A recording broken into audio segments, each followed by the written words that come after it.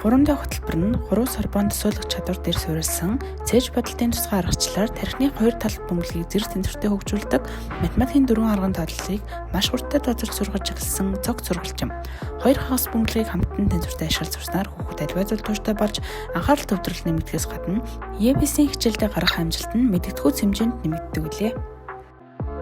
Дөрвөн бодолтой тогтоолтын ангид хамрагдсан сурагчид хөтөлбөрийн хүрээнд Mind Games хөтөлбөрийг үн төлбөргүй авч үздэг бөгөөд оюун сэтгхүү хурдны гайхамшиг болсон оюуны спортын 3 төрөл буюу спорт дүрэлт, Rubik-ийн шоу, Game Master спортын арга ур чадварт суралцсан. Анхаарал төвлөрөлт хурдан шалгамгай байдал, баруун зүүн тархины хөгжил, хүүхдийн бие болон сэтгэл зүйн төвчээр хатвжил, багаар ажиллах чадвар зэрэг хүүхдийн олон сур чадварыг хөгжүүлэхээс гадна суралцагчид холбооны гишүүн болж лигийн болон олон улсын тэмцээн уралдаанд оролцох боломжтой юм.